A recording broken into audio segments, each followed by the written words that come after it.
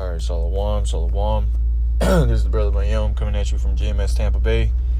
First and foremost, I want to give all the praise and glory unto Yahweh, Bahashem, Yahweh Shai, Bahashem, Rachahak Wadash. Double honors to the elders, apostles of Great Millstone, and much blessings and salutations unto the Akim around the four corners of the earth who are diligently pushing out this truth and sincerity. And I just want to do a video, just touching on the topics of the chariots of the Lord, and how, the world government, the world leaders, have kept the information of what these so-called UFOs really are, which according to the Bible are the chariots of the Lord. All right, what you find in those chariots isn't what they teach you in these or what they show you in movies, or what they tell you in science class, or wherever, or whatever it is that they say, wherever it is that they try to break the so-called chariots down. All right, which when you read in the scriptures, it's talking about the chariots of the Lord are the Lord's or Salakia, the so-called UFOs, and the scriptures are the so-called UFOs. Okay, and we're gonna get into a few precepts, just to prove that point. All right, because as we see now, more as we get closer to the end, Esau Edom coming out with, in the forefront, or trying to come out in the forefront with the information of what those chariots really are, so that he can control the narrative of what they are. Okay, so he'll come out and he'll say, so to say, call himself releasing information on what these chariots are. All right, which he calls so-called UFOs, or what do they call it? UAPs, unidentified anomalous phenomenon. All right, all that really is going into is the chariots of the Lord, where the angels are at. All right, well, and what Yahweh Shai, who the world really calls Jesus Christ, is going to return. And it may sound far-fetched to you that don't know, that haven't read the scriptures, that haven't gone into into the information that's been released. It might sound far-fetched to you, but when you actually get into these things, as we're going to get into it here briefly, you will see, if the Lord has given you the ability to see, that the so-called UFOs of this time were called the chariots of the Lord in the time of the Bible. Okay, and you got to ask yourself, what could it have been that they saw in the air to have written down in these particular descriptions? Okay, and that was something that I always used that form of questioning, because that's the line of questioning that I had in my mind, prior to ever hearing this truth. Years before I came into the truth, I had,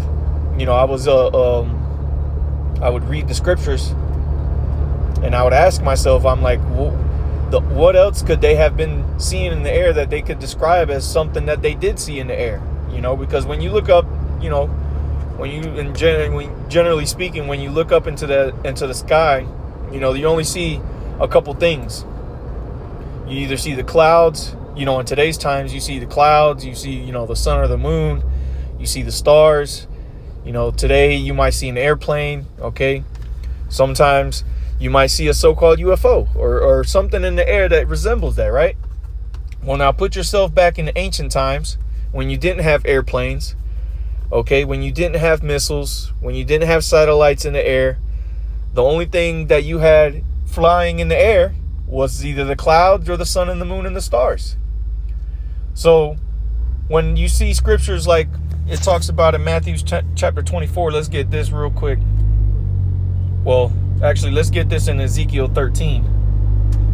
All right, because this is talking about that cloud that was over the Israelites leaving Egypt. All right, when they were in the wilderness, in the desert, so to say. This is describing what was above them. So this is Exodus chapter 13, and I'll start at verse 20. It says, and they took their journey from Succoth and encamped in Etham in the edge of the wilderness, and the Lord went before them by day in a pillar of a cloud and to lead them the way, and by night in a pillar of fire to give them light to go by day and night. Okay, so now you got to ask yourself, it said the Lord went before them by day in a pillar of a cloud. What is a cloud in a day that's, like, currently today, the day's, kind of a clear day, clear sky, so to say, right? The sun is beaming, and if you're in a desert, there's times where you hope you see a cloud and the cloud come over you. And what does that cloud produce? Is a shadow. Okay. It gives you some form of relief from the sun. Okay. So this is how that chariot, okay, or is it describing it here in a pillar of a cloud, was going over the Israelites to provide them with that shadow during the day, right? And then it said what? And by night in a pillar of fire. Okay? To do what? To light up the area, right? Because that's what a fire does that's what in ancient times you would use a fire for, specifically at night, would be to provide light so that you could see. So now you got to ask yourself, what is it that was in the air, okay, that during the day was used, as the scriptures here describe, as a cloud to provide a shadow over you during the day, and that lit up at night to give you light? Well, if you've ever looked at videos of so-called UFOs, they have lights on them, don't they? Okay. And during the day, if one was to come over you, one would only assume that it would create a shadow underneath it. Okay.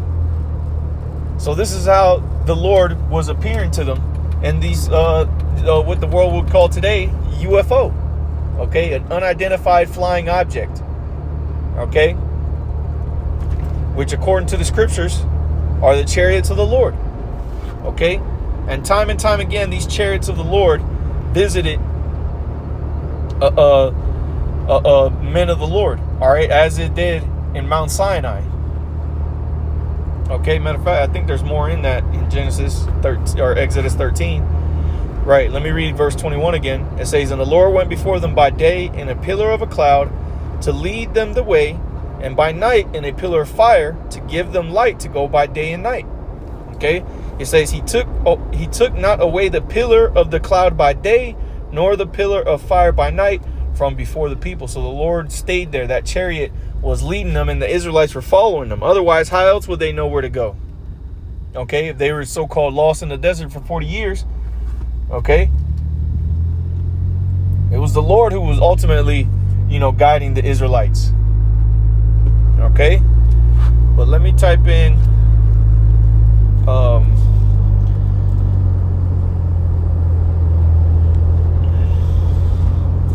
dang it, bear with me, typing in the wrong letters. Let's get this in Matthew chapter 24 and see what talking about Yahweh Shai and his return, who the world only calls Jesus. Because again, we just read about the cloud that was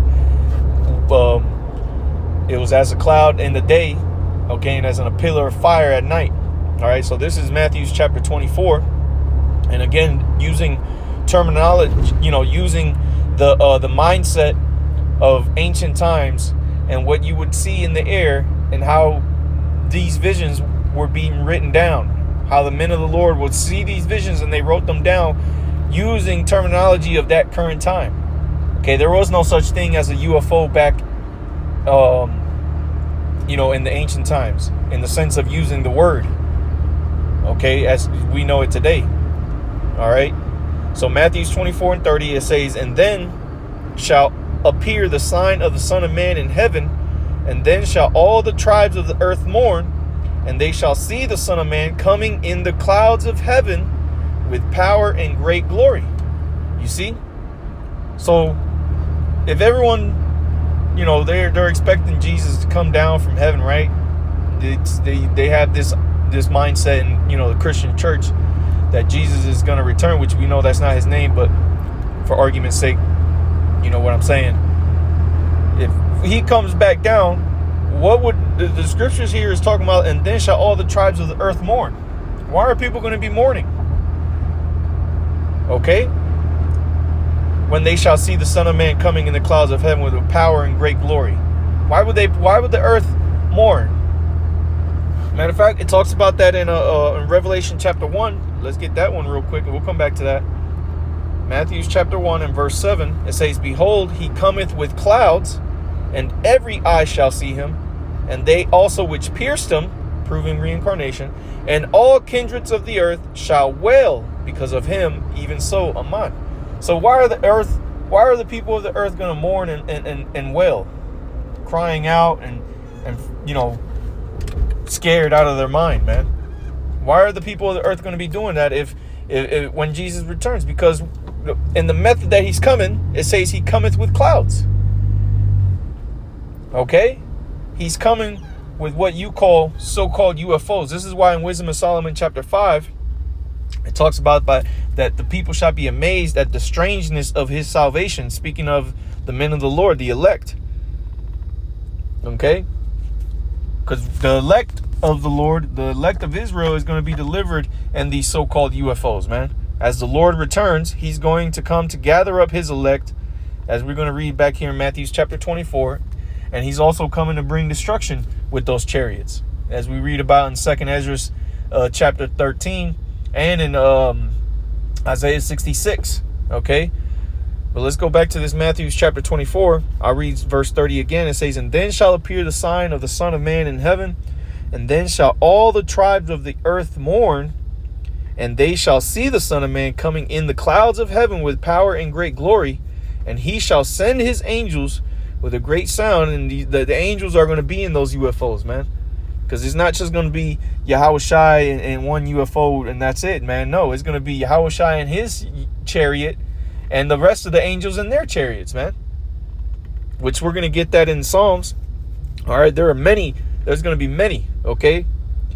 It says, "And he shall send his angels," Matthew 24 and 31, "with a great sound of a trumpet, and they shall gather together his elect from the four winds," meaning the four corners of heaven, from all over the earth. The elect is going to be delivered from one end of heaven to the other. So these so-called UFOs are coming to bring the salvation of Israel.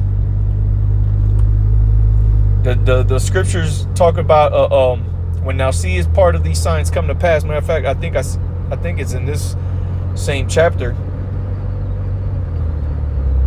And when these things come to pass, look up, for thy redemption draweth nigh.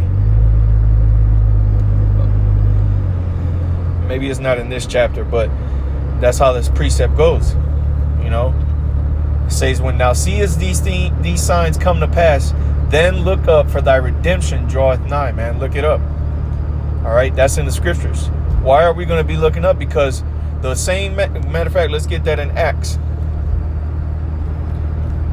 chapter 1, because you got to understand too, Yahushua, who the world ignorantly calls Jesus, he left when he was on that cross. He got taken up in a chariot. Okay, so that goes into the reason why we're going to be looking up when our redemption draweth nigh. When our redemption comes, we're going to be looking up, because that's where Yahushua is coming from. Let's get this in Acts chapter 1. And I'll start at verse 9. And this is after Yahushua had already visited his disciples for the 40 days. All right. So this is him going back up into that cloud. So let's read about what was taking place. Acts chapter 1 and verse 9, it says, "And when he had spoken these things," talking about Yahushua, "while they beheld, he was taken up, and a cloud received him out of their sight." So again, this would be a so-called UFO appearing above Yahushua, who the world really calls Jesus Christ, and his disciples. And while he was talking, he was taken up. So that you can understand, he was beamed up, and a cloud received him out of their sight. And while they looked steadfastly towards heaven, so they were looking up into the sky, his disciples, and he went up, behold, two men stood by them in white apparel. So two angels appeared in front of the disciples while they were steadily looking up into that cloud that Yahushua was taken up into, that so-called UFOs. These two men appeared, and verse 11 said, "Which also said, Ye men of Galilee, why stand ye gazing up into heaven? The same Yahushua," it reads Jesus, "the same Yahushua which is taken up from you into heaven shall so come in like manner as ye have seen him go into heaven. So as you saw him go up, we read about him going up into a cloud. He's going to come back in that cloud, and he's going to come down. Okay? And he's coming down with power and great glory, like it spoke about in Matthew chapter 24. Now let's get this in Psalms 68, I believe.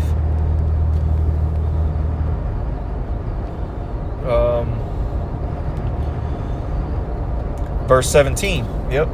Psalm 68 and 17. It says, the chariots of God, I'll read it verbatim. The chariots of God are 20,000, even thousands of angels.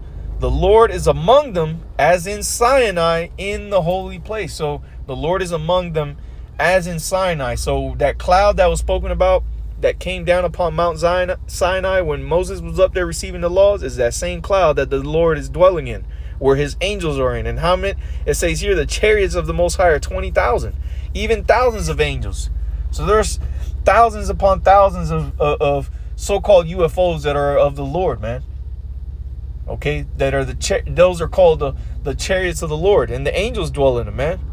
So the Lord is gonna return in what the world is gonna call a so-called alien invasion, so to say, to put it in terms so you can envision, have a picture in your mind of what it's gonna look like.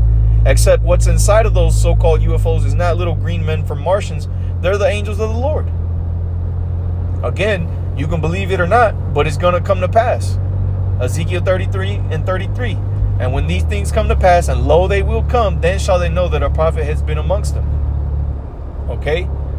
So this is how the Lord is going to return, man. What you call so-called UFOs, all right, are actually the chariots of the Lord, and the angels dwell in those. Okay? Now you have all this information coming out, and people talking about how the chariots, how they use the energy around, which, we've been bringing this information out, man. This information has been coming out. And see, the world is going to be so afraid of when the Lord returns that the scriptures even talking about them trying to go to war with the Lord, man. Satan and his angels fought against the Lamb and his angels.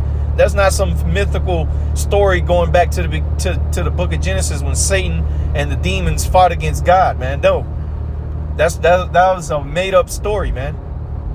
Satan and his angels is talking about this devil Esau, Edom, and his armies of the world coming together to fight against the Lord when he returns, man. And let's prove that in 2 Ezra chapter 13. Again, the whole chapter here is describing a so-called alien invasion here on earth, man. So I say that to keep that image in your mind, because when you have that image of in your mind and you read these scriptures, it only makes sense, man. You can't say that it could be anything else. People like to equate the scriptures with some mythological story that's taking place, man. That's why we've been saying, for the longest time, man, that fiction or truth is stranger than fiction. Because the world has taught you that these stories of an alien invasion and men having, godlike abilities, so to say, that's all things of movies and storybooks. When in all actuality, it's written in the scriptures. Okay, so let's read this second Ezra chapter 13, and let's just start from the top, and you're gonna see that this has no other explanation than what you call a so-called UFO coming down, and you'll see how this story goes, or this chapter goes. So 2 Ezra chapter 13 and verse 1. And it came to pass after 7 days, I dreamed a dream by night. So Ezra is receiving a vision. Okay. And lo, there arose a wind from the sea, that it moved all the waves thereof. And I beheld, and lo, that man waxed strong with the thousands of heaven. Now, we just read in Psalm 68 that the angels, the chariots of the Lord are 20,000, even thousands of angels, man. Right? So that man waxed strong with the thousands of heaven. And we also read in Matthew chapter 24 that he's coming down with his chariots with power and great glory. So this man that waxed strong is speaking about Yahushua, as we're going to further prove as we read along. It says, wax strong with the thousands of heaven, and when he turned his countenance to look, all the things trembled that were seen under him. Keyword, under him. So we also read about the people of all the tribes of the earth mourning, all the kindreds of the earth wailing because of him. Because when they see that UFO come down, people are going to have no other instinct but to fear. People's instinct is going to be to fear what they see, because they're going to feed into that narrative that these so-called chariots or these so-called UFOs are coming with monsters from another planet to eradicate the human race. When in all actuality, it's the Heavenly Father's only begotten Son, Yahushua, and his angels coming down to save the elect of Israel and to bring about the establishment of the kingdom of heaven on earth as it is in heaven, that order. Okay? But it says, verse 4, and even Ronald Reagan, you go into the 80s, he had that speech about what if we had an invasion from an outside race and threatened the whole existence of humanity. Would we not come together and fight against a common enemy? He made that speaking about so-called aliens invading Earth, man. And they showed you that in the movie Independence Day, where all the nations of the earth put aside their differences to come together to fight these so-called aliens that they showed in the movie, man. Again, they do this. They put these things in these movies to as predictive programming to desensitize you to when you actually hear the truth of the scriptures, so that you think that this is all just some crazy guys coming up with these things because they saw it in a movie. That's why a lot of people come up and scoff and say, oh, you guys watch too many movies. When in all actuality is this damn devil Esau Edom blinding you in plain sight, hiding the truth in plain sight, man. Okay? So let's go back to the 2nd Ezra chapter 13. And, God dang it, man. Shalakia. Bear with me. 2nd Ezra 13 and verse 4. And it says, and whensoever the voice went out of his mouth, all they burnt that heard his voice, like as the earth faileth when it feeleth the fire. Now, when you read Isaiah 66 and verses 15 and 16, it talks about that the Lord is, matter of fact, let's get it real quick before I butcher it. Isaiah 66 and 15, it reads, for behold, the Lord will come with fire, and with his chariots like a whirlwind, to render his anger with fury and his rebuke with flames of fire. So the Lord is coming to render his anger, man, with fury in these chariots, man. So if you've ever seen this movie, The World of Wars, with Tom Cruise, which, you know, they had an older version of it back in, like, I believe the 60s or 70s, or maybe even later, you know, earlier than that, I mean. What did you see in that movie with the chariots or the so-called UFOs? They would come out when that scene in the beginning of the movie when that one so-called tripod thing came out of the ground. It blared his trumpet, right? And then what started to happen? People started getting zapped and turned into powder, right? So let's read this again in verse 4. It says, and whensoever the voice went out of his mouth, all they burnt that heard his voice, like as the earth faileth when it feeleth his fire. And after this I beheld, and lo, there was gathered together a multitude of men out of number from the four winds of heaven to subdue the man that came out of the sea. You see? So people were getting zapped. And then Ezra saw all these armies gathering themselves up together, all right, from all over the earth to come and fight, okay, against the Lord, okay, and his angels.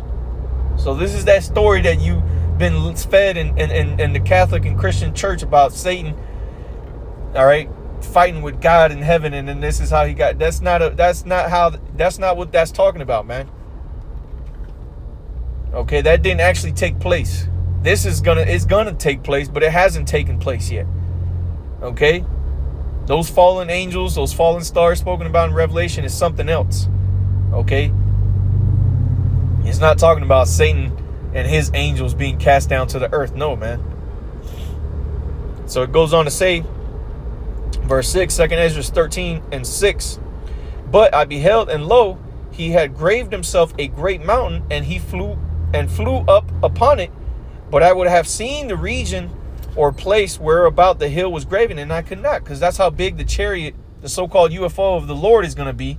All right, the one that Yahushua is going to come on is going to be so big that Ezra couldn't even see where this thing ended, man. It was out of his plane of view. As it said, it graved himself a great mountain, and he flew upon it, but he couldn't see the base of this mountain, right? That's how big this chariot was. He couldn't see the other end of the chariot. They call it the mothership, which, we use the term, the fathership, but that's what this is talking about. And it says, verse 8, and after this I beheld, and lo, all they which were gathered together to subdue him were sore afraid, and yet there's fight. And again, they showed you that in that movie Independence Day, man, where these guys were shitting their pants on those fighter jets and still flying into the action to go get killed, because that's pretty much what's going to happen even when they go to fight against the Lord, man, as we're going to read on. Verse 9, and lo, as he saw the violence of the multitude that came, he neither lift up his hand, nor held sword, nor any instrument of war, but only I saw that he sent out of his mouth as it had been a blast of fire. And again, this is that same thing that's talking about up in verse 4, where he was zapping people, just like in that movie World of Wars, with Tom Cruise. People were turning into dust, right, in that movie. Well, let's continue reading in this. Verse 10, but only I saw that he sent out of his mouth as it had been a blast of fire, and out of his lips a flaming breath, and out of his tongue he cast out sparks and tempest. And they were all mixed together, the blast of fire, the flaming breath, and the great tempest, because those were those laser beams, and fell with violence upon the multitude which was prepared to fight, and burnt them up every one, so that upon a sudden of an innumerable multitude, so out of all this great mass of people coming up to him, getting zapped, right? This is what Ezra saw. Nothing was to be perceived but only dust and smell of smoke. When I saw this, I was afraid. So imagine that you're seeing this in a vision of this great mountain, of this great thing in the sky, and there's a man standing upon it, and all these armies of the people of the world came up together to fight, and upon a sudden, all these people were burnt. They were zapped. And all you could see was dust. And the vision was so vivid that Ezra could smell the smell of smoke. And when he saw this, he said he was afraid, man. He was terrified. This was a horrible vision. He's seen all this, and so many people just died in an instant. You got to ask yourself, man, what could happen? What could be, or what could do something like that? It's unexplained, right? Well, just like you call it an unidentified flying object, okay, well, that unexplained is explained in the scriptures. Okay? Verse 12, it says, after this saw I the same man come down from the mountain and call unto him an other peaceable multitude. So this is that those that are going to be delivered. Okay? The elect of Israel, wherever they are at, scattered all over the earth, man. The greatest deliverance is going to happen in America, but there's going to be elect members that the Lord has chosen from the beginning to be delivered in the end. Okay, from all over the earth, not just here in America, but all over the earth, man. And it says, verse 13, and there came much people unto him, whereof some were glad, some were sorry, some of them were bound, and some other brought of them that were offered. Then was I sick through great fear, and I awakened and said. So, Ezra wakes up from that vision, but again, that was the Messiah, man. Okay? That was him coming down in the so-called chariot and delivering the elect. All right? And to further expound on that, let's get down to here in verse, let's start at verse 21. This is the angel now speaking unto Ezra, explaining unto him what he just saw. In verse 21, it says, the interpretation of the visions shall I show thee, and I will open unto thee the thing that thou hast required. Whereas thou hast spoken of them that are left behind, this is the interpretation. He that shall endure the peril in that time, and there's going to be nothing but peril that's getting ready to come to the earth, even more so than there is right now. This is why we say over and over, things are only going to get worse. Things are not going to get better. And the scriptures talk about that peril has entered into the earth because of the devices of men. The thoughts and intentions, the plans of what society has gone, the way that society is going is only going to bring about this peril. Okay? It says, he that, this is verse 23, 2 Ezra 13, verse 23. He that shall endure the peril in that time hath kept himself. They that be fallen into danger are such as have works and faith towards the Almighty. Know this therefore, that they which be left behind are more blessed than they that be dead. This is the meaning. Slaki, I should have started here, verse 25. This is the meaning of the vision, whereas thou sawest a man coming up from the midst of the sea. The same is he whom God the highest hath kept a great season. Right. And Yahushua has been with the Lord a great season, man. Going into those 3 days, man. All right. That then after the 3 days, he shall return to rebuild, man. Right. And that's what Yahushua is coming back down to establish as the cornerstone, the kingdom of heaven here on earth, man. Okay. It says, the same is he whom God the highest hath kept a great season, which by his own self shall deliver his creature, talking about the elect, and he shall order them that are left behind. And whereas thou sawest that out of his mouth there came as a blast of wind and fire and storm, and that he held neither sword nor any instrument of war, but that the rushing in of him destroyed the whole multitude that came to subdue him. This is their interpretation. Behold, the days come when the Most High will begin to deliver them that are upon the earth, and he shall come to the astonishment of them that dwell on the earth. So the world is going to be in astonishment when they see Yahushua return, man. Because you got to understand, nobody is expecting the Lord to return and what you call the so-called UFO, except for the men of the Lord, except for the election of Israel. The elect of Israel, okay, are the only ones that are waiting on the Lord to return in the so-called UFO. The rest of the world, they don't even know what the hell the day of the Lord entails, man. That's why the scriptures in Amos chapter 5, it tells you, to what end is it for you?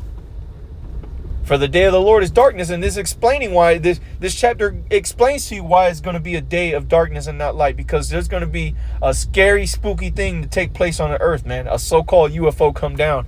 And who's inside that is going to be the Messiah, man. That's why the scriptures talk about, in Wisdom of Solomon chapter 5, it says, we fools accounted his life for madness. All you that don't believe in that day, those prophets that you thought were crazy, you're gonna realize that those guys were right.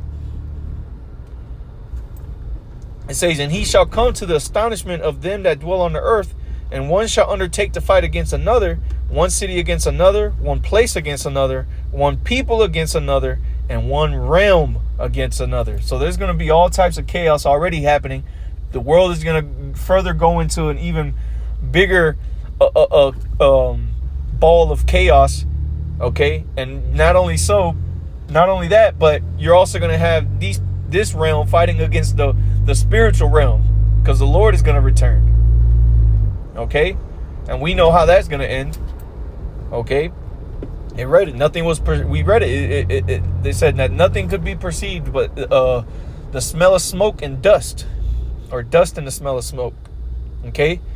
Verse 32, it says, and the time shall be when these things shall come to pass, and the signs shall happen which I showed thee before, and then shall my son be declared, whom thou sawest as a man ascending. Right. And that man that we saw ascending was Yahushua.